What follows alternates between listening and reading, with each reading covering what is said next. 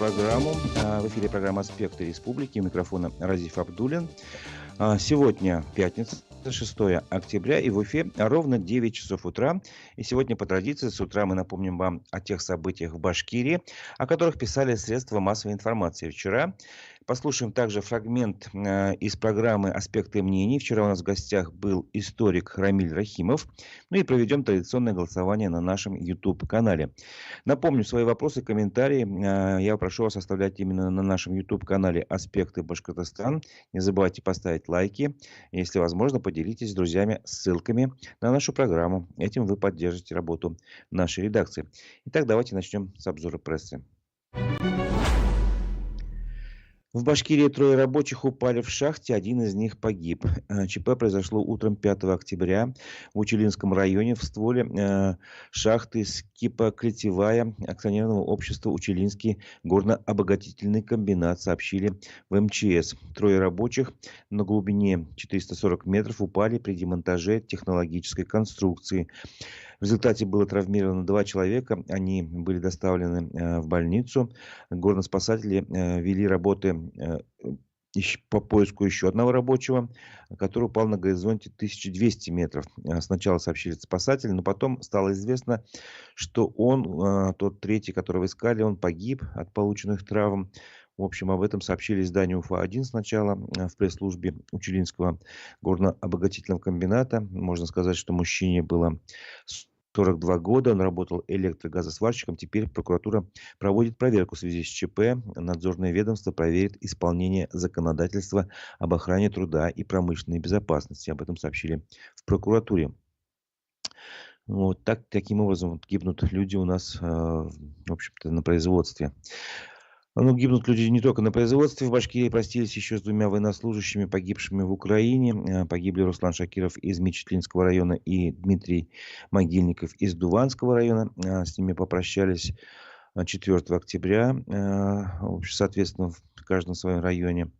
Можно сказать об одном из них, что он был призван в рамках частичной мобилизации, Руслан Шакиров, а вот Дмитрий Могильников заключил контракт с ЧВК «Вагнер». К политическим новостям. Территориальная избирательная комиссия Октябрьского района Уфы не удовлетворили жалобы 3 уфимцев на нарушение во время выборов 10 сентября. Напомню, 10 сентября были выборы в Государственное собрание Башкирии. Об этом решении сообщил «Аспектам» бывший кандидат как раз в депутаты Госсобрания Башкирии, активист движения «Дворы наши» Леонид Бирюков. Заседание комиссии Октябрьского района состоялось 4 октября. На нем рассматривали жалобы Бирюкова, Воронина и Дементьевой. А ранее Леонид Бирюков сообщал о нарушениях на нескольких избирательных участках. 909, 910. В общем, 1, 2, 3, 4, 5, 6, 7, 8, 9. 9 участков, номера не буду перечислять, чтобы вам не засорять эфир, как говорится. И напомню, что ранее он был у нас в гостях сразу после выборов в эфире «Аспекты мнений». Он рассказывал, что подсчет голосов велся с нарушениями процедуры, прописанной в федеральном законе. Например, наблюдатели сидели так, что им нельзя было увидеть результаты голосования. Далеко сидели. Подсчет велся с задержкой на несколько часов, и были другие нарушения. По словам Бирюкова, на заседание территориальной комиссии Октябрьского района были приглашены, кроме председателя и заместителя участковой комиссии, наблюдатели от «Единой России». Они утверждали, что им было очень удобно наблюдать с 10 метров за процессом подсчета, рассказал Бирюков. Один из них попался. Когда я задал вопрос, как велся подсчет перекладыванием или оглашением, он сказал перекладыванием, галочек он не видел, а потом понял, что сморозил и весь покраснел. Это цитата из, слов Леонида Бирюкова. Я просто для тех, кто, может быть, не совсем в теме, поясню, что согласно закону при подсчете голосов нужно показывать каждый бюллетень, так, чтобы было видно карточку всем, и потом уже класть. А если вы просто перелистываете как карты, вот так или как купюры, это, естественно, уже нарушение процедуры. Никто не видит, кто за кого проголосовал. А сейчас я хочу, чтобы вы послушали рассказ одного из избирателей в Уфимских, который пришел на свой обычный участок, как всегда, в 40-ю школу. И ему удалось проголосовать не сразу. Давайте послушаем, что же с ним произошло. Это Иван Крынин. Вот он как раз расскажет, что с ним произошло. Он пришел на участок 10 сентября в 7 часов вечера. Давайте все-таки послушаем. Ну, я зашел, меня сразу направили к этому мужчине с компьютером. Якобы надо проверить, что я не голосовал на другом участке. Но я ему назвал фамилию, имя, отчество, он сказал, все нормально, не голосовали. И все, я отошел к столу, там же столы стоят, на каждом столе написан адрес. Я еще туда не дошел, до этого стола, мне уже девушка подбежала, сказала, что меня нет в основном списке. Я возмутился, она говорит, нет, ничего страшного, у вас дополнительный внесем. Я начал говорить, что за ерунда, как вы меня не внесли, если я не умер. Я свою фамилию нашел бы в 3 секунды. Ну, дали мне проголосовать, я проголосовал, написал заявление. Каким образом потом вы проголосовали, если вас не нашли? Они меня внесли в дополнительный список. Вы проголосовали, а вас не устроило то, что вас изначально там не было, да? Конечно. Они до голосования разносили листки, приходите вот такого числа, проголосуйте и так далее. Ну, пригласительные. Так я взял его, думаю, а как они мне принесли, если меня даже не вносили в списки? Возможно, за вас кто-то уже проголосовал, якобы поставили подпись, выдали бюллетень и проголосовали, а вам не хотели показывать. Это схема такая, понимаете? Никогда раньше на участке я не приходил, и никто меня не проверял, голосовал ли я на других участках. Вот этот мужчина и сидел для того, чтобы меня пробил по базе, я уже проголосовал. Он ей маякнул, она сразу основные списки убирает. Мое заявление Казимирову не передали, понимаете? Председатель ЦИКа вот этого Октябрьского. Ответ он дал через неделю. Смысл этого ответа в том, что они не нарушили мои конституционные права. Но я попросил его все-таки, чтобы он мне показал эти списки первичные. Я думаю, что вам никто их никогда не покажет. Обещал предоставить списки эти первичные, но пока еще не звонил. Это была запись телефонного разговора с одним из уфимских избирателей Иваном Крыниным, который рассказал, как ему пришлось, как скажем, неприятно, когда он пришел на участок проголосовать, а его в списках не оказалось. Потом, в общем, все вы сами слышали. Ну и в связи с этим я хочу задать, может быть, такой банальный вопрос, но тем не менее, все-таки давайте проверим ваше мнение на нашем канале в YouTube «Аспекты Башкортостана». Я запускаю голосование. Сейчас там появится вопрос. Доверяете ли вы результатам выборов 10 сентября? 2 варианта ответов. Да или нет. Собственно говоря, понятно. Вы можете считать, что такой рассказ этого свидетеля ни о чем не говорит. Ну, единичный случай, поэтому он не повлиял на результаты выборов, поэтому можно им доверять. Поэтому ваш вариант да. Ну, если вы считаете иначе, что масштабы таких нарушений, они системные, это уже традиция, доверять не стоит, поэтому и большинство избирателей не ходят на участки, поэтому я не доверяю. В общем, вот 2 варианта ответов. Ваше отношение к результатам выборов, доверяете вы им или нет, на нашем YouTube-канале «Аспекты Башкортостана». Голосуйте. Тем временем давайте к политическим новостям. Продолжим эту тему. Дело в том, что вчера состоялось первое заседание Государственного собрания Башкирии, нового 7-го созыва. И как раз многие новости были вчера как раз оттуда. Ну, первая новость – это то, что Константин Толкачев возглавил башкирский парламент в 6-й раз. Об этом сообщили в пресс-службе парламента. Собственно говоря, это была ожиданная новость, ожидаемая новость. В общем-то, это пару слов о самом Константине Толкачеве. Ему исполнилось 70 лет в этом году. Он генерал-майор внутренней службы в отставке. Много лет трудился на разных руководящих должностях в системе МВД России. С 1996 по 2003 год возглавлял Уфимский юридический институт МВД России. А с 1999 года уже избирался депутатом Госсобрания Башкирии и, соответственно, председателем Госсобрания Башкирии. То есть он уже возглавляет парламент 24 года. Другая новость тоже не менее важная. У нас появился новый сенатор. Олег Голов стал сенатором в Совете Федерации от башкирского парламента. В общем-то, он заменил Ирика Елалова на этом посту, на этой должности. Выдвижение Голова инициировала фракция партии «Единая Россия». Были, конечно, и альтернативные кандидатуры. Например, КПРФ внесла кандидатуру Ильгама Галина, а ЛДПР Эдуарда Сардарова. Собственно говоря, шансов у них, конечно, при голосовании не было, потому что большинство депутатов в парламенте Башкирии составляют единороссы, и они, конечно, проголосовали за свою кандидатуру. Вот. Ну, тоже можно пару слов сказать об Олеге Гойлове. Он родился в 1972 году в Стельтамаке. Если вы посчитаете, то ему где-то 50 с лишним лет. Закончил там педагогический институт, кандидат педагогических наук. Работал на таких предприятиях, как Каустик Сода. Был финансовым директором Салаватского катализаторного завода. Возглавлял корпорацию развития Башкирии. Это были 2016-2019 годы. А потом его, в общем-то, он поработал в администрации главы Башкирии помощником руководителя, после чего его назначили замглавы администрации Благовещенского района, и уже потом, соответственно, он уже возглавил эту администрацию в 2019 году до сегодняшнего дня. Но, естественно, он уже подал в отставку, теперь он будет работать сенатором в Совете Федерации.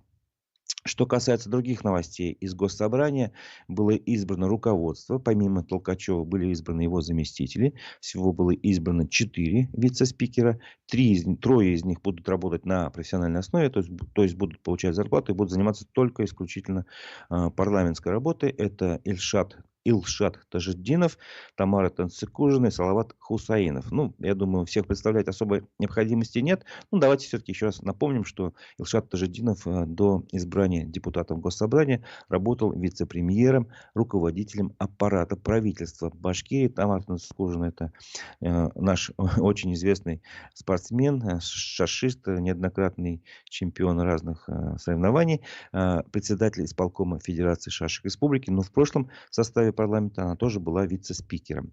Ну, Салавата Хусаинова многие помнят как одного из заместителей мэра Уфы бывшего. Потом он был депутатом Госсобрания. И накануне вот как раз первого пленарного заседания его избрали лидером фракции «Единая Россия» в парламенте.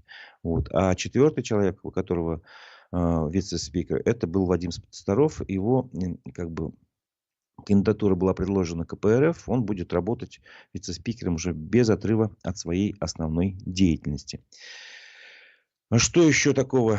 Ну, собственно говоря, новость, которая предполагалась, тоже ожидалась. Была небольшая такая реструктуризация в составе парламента. Раньше там было 8 комитетов, сейчас 9 стало.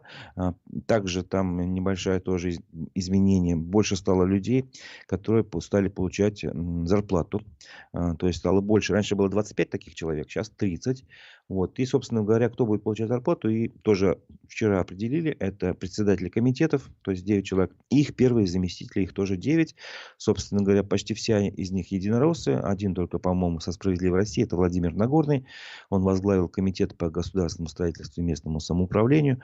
Вот. Ну, из тех всех тоже перечислять не будем. Что лично меня немножко не зацепило, на что я обратил внимание. Известный публицист Шамиль Валеев, и, если не ошибаюсь, он работает в Общественной палате директором аппарата, исполнительным директором, как-то так вот звучит должность. Он теперь стал первым заместителем Комитета по развитию институтов гражданского общества, информационной политики и делам религии. То есть он тоже будет профессионально теперь заниматься парламентской деятельностью. Вот такие новости. Много комитетов, всех перечислять не буду. Собственно говоря, кто захочет посмотреть, заходите на наш телеграм-канал, аспекты, и смотрите там, кто какую должность занял. Просто здесь будет очень много времени, чтобы это, перечислять. Теперь предлагаю прерваться от этих политических новостей, послушать фрагмент программы «Аспекты мнений». Вчера у нас в гостях в студии был историк, он же исполняющий обязанности председателя Общественной палаты Башкирии Рамиль Рахимов. Давайте послушаем, что он говорил. Как можно объяснить серию пропаж памятников жертвам репрессий финских военнопленных, польских военнопленных? Также пропадают таблички проекта «Последний адрес». Но при этом в России на прошлой неделе поставили 110-й памятник Сталину. Как все это можно объяснить? Куда мы катимся? Никуда не катимся. Мы развиваемся. Во-первых, 110-й памятник Сталину – это, скорее всего, инициатива местная. И по тем памятникам тоже инициатива местная, я вам сразу скажу. Это не политика целенаправленного государства, это вам могу точно сказать. Это не какие-то тайные указания, вы так сделаете. Политика памяти, она развивается, но государство принципиально занимает в этом деле некую нейтральную позицию. Вот специально Путин и выступил, что к столетию революции я не буду никаких там давать указаний. Вот есть ученые, пусть садятся, конференции обсуждают. Точно так же было и к столетию гражданской войны, к столетию СССР. Это спокойные научные конференции, их много, и разные мнения, разные, так сказать, дискуссии. Это хорошо, публикации документов, все остальное. А по поводу памятников. На той ситуации обозленности на санкции и других вещах местные власти иногда перегибают. Здесь самое главное, я не сторонник вот таких сносов. Мы очень великая страна, у нас здоровое общество. И бояться, что какой-то памятник там чего-то нам поменяет мышление, больше мышление меняют интернет и другие средства связи, чем памятник. Во-вторых, если мы боремся с памятниками людям, которые там были, что-то с ними случилось, это переделать историю, что ли, не переделать, оно случилось.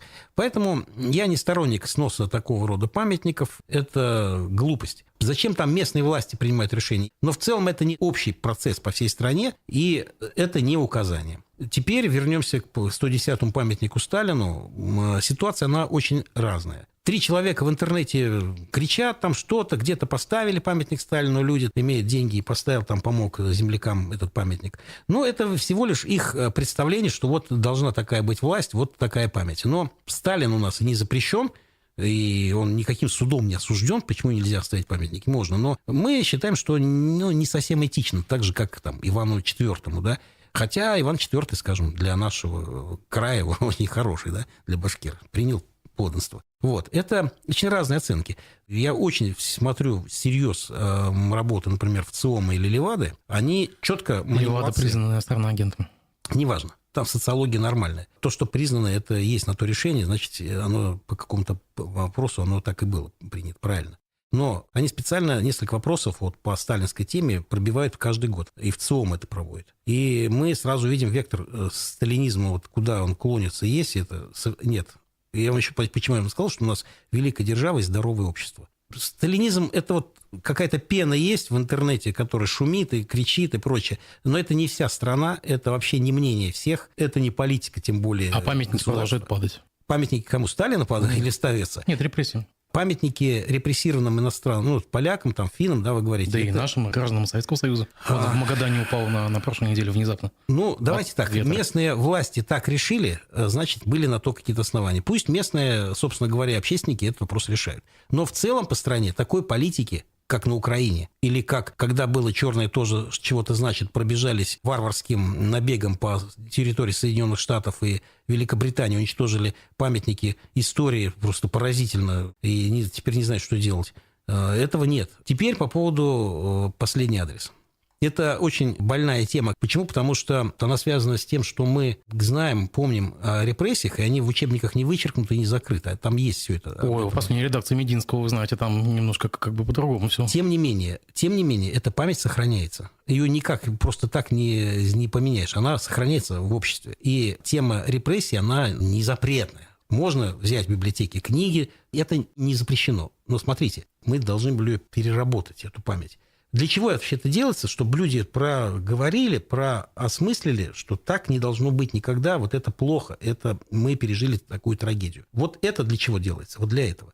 Но появилась еще одна вещь, которую поддержали часть нашей интеллигенции, а западная ее просто целенаправленно. Если посмотреть, только Советский Союз, вся история показывалась только в одном ключе. Террор, репрессии, концлагеря, ГУЛАГ. Террор, репрессии, концлагеря, ГУЛАГ. Сталинисты, НКВДшники. Даже тот вариант, который они комично рассматривали в фильмах про Джеймса Бонда, где потом генерал Гоголь и генерал Пушкин из КГБ стали друзьями Бонда, но в последнем фильме уже все, это просто враги.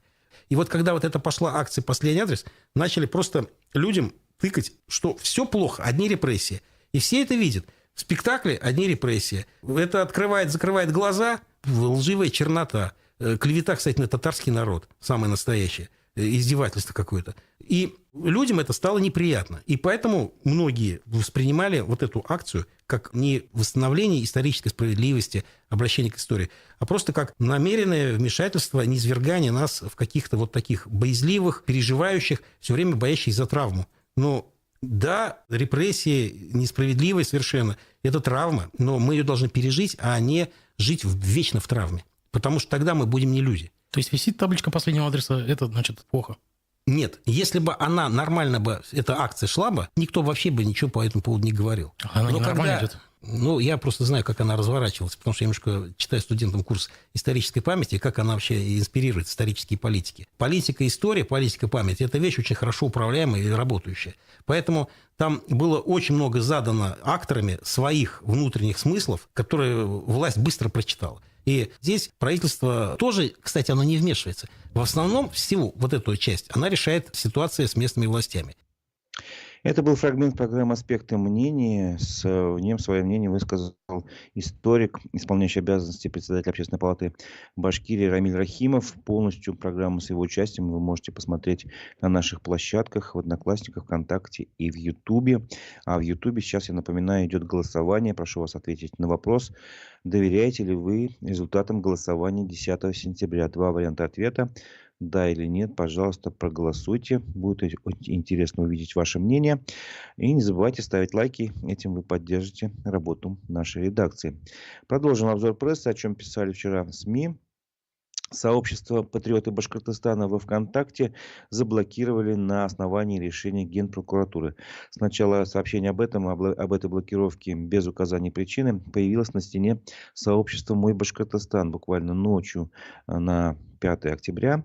Вот. Ну, если попытаешься открыть группу сообщества «Патриоты Башкортостана», то появляется такое сообщение. Этот материал заблокирован на территории России на основании решения Генеральной прокуратуры. И там дальше номер от 3 октября и так далее, и так далее.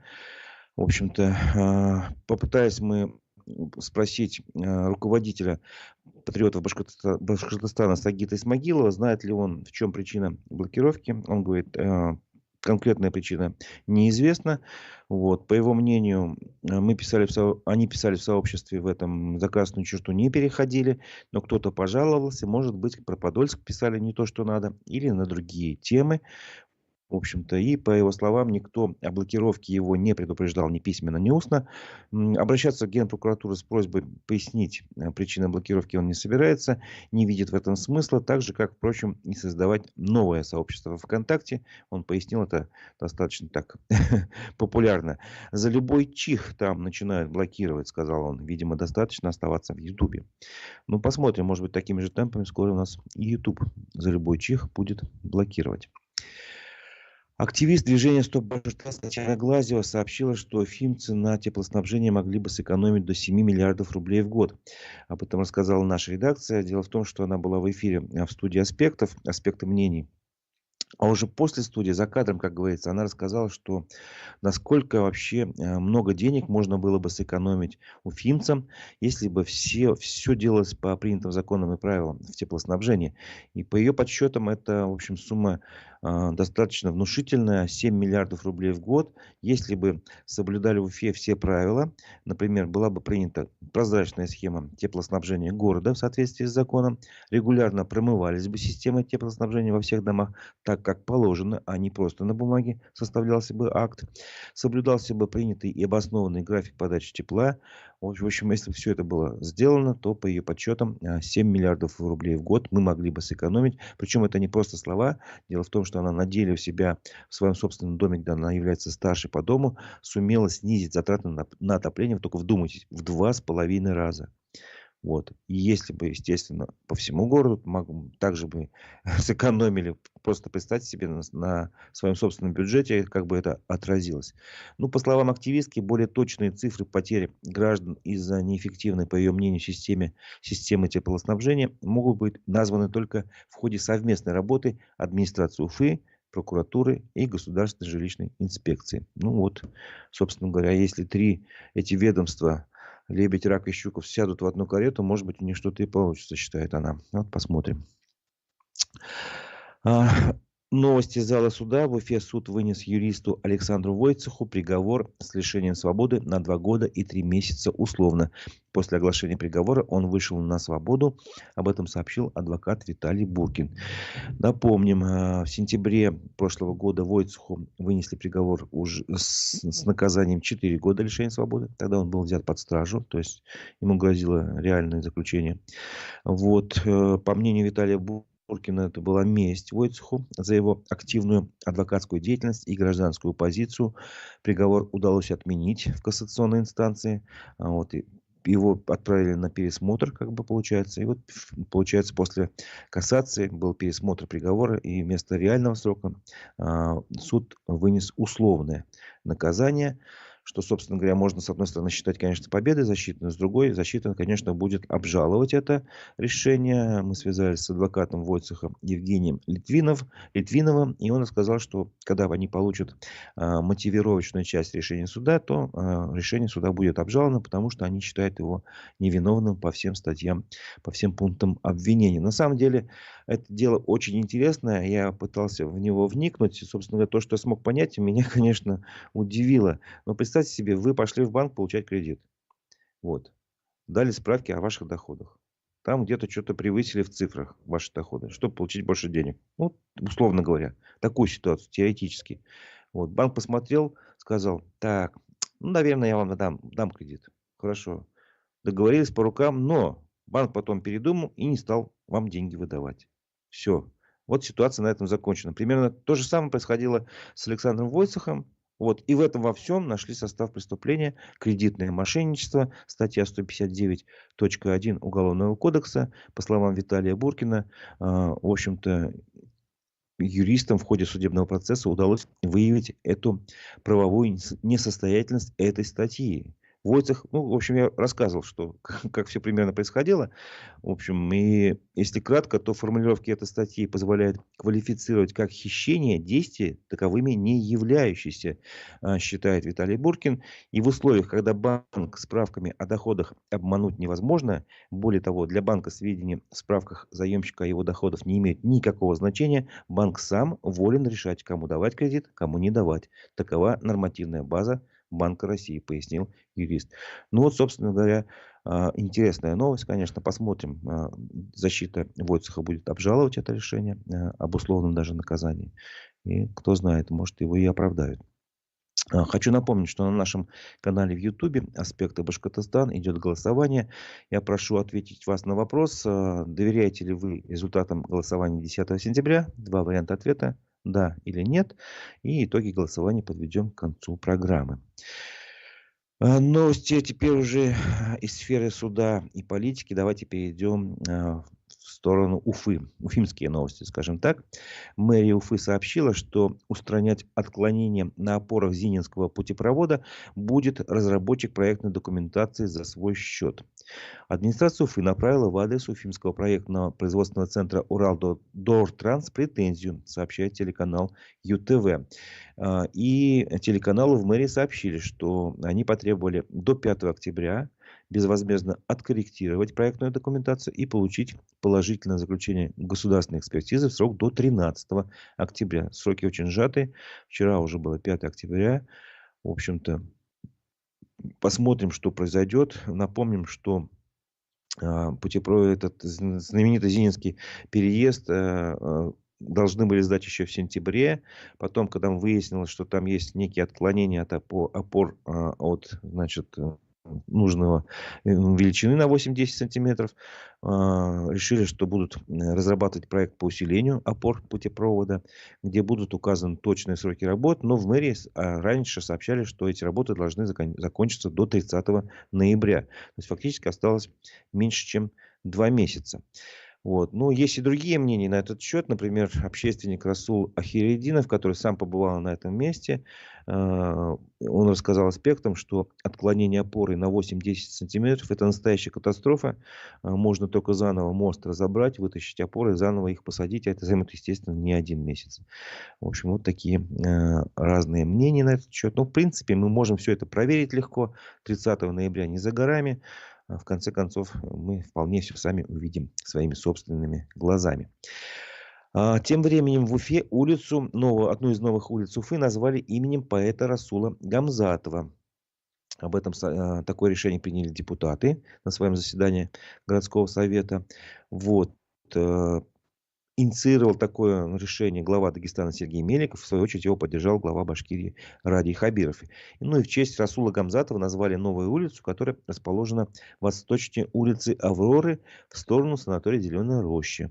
В общем, так. Ну и то же самое можно сказать, что в Дагестане сделали как бы такой ответный шаг ранее. Одной из улиц столицы Дагестана, Махачкалы, присвоили имя поэта Мустая Карима. Из других новостей уфимских. М, Набережную реки Белой в Уфе предложили назвать сердцем Евразии и разделить на тематические зоны. Такое предложение выдвинул режиссер Булат Юсупов на заседании комиссии по культуре Всемирного Курултая Башкир. Об этом сообщил телеканал ЮТВ.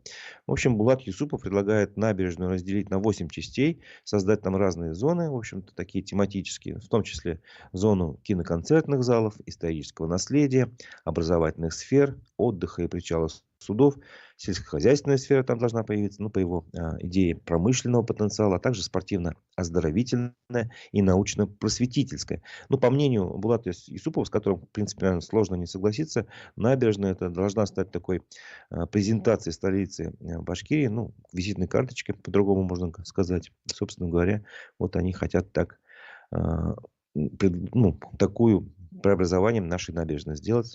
Я думаю, это было бы, конечно, интересно посмотреть на это в реальности.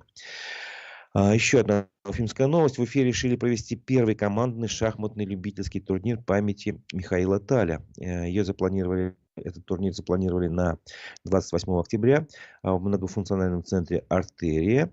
На турнир, что интересно, в качестве почетного гостя приглашена дочь Михаила Таля, Жанна. Ну, кто не знает или не помнит, Михаил Таль – это 8-й чемпион мира, многократный чемпион СССР и победитель шахматных олимпиад. Ну, кто захочет участвовать в этом турнире, пожалуйста, заходите на телеграм-канал МФЦ Артерий, там вы найдете сообщение об этом турнире.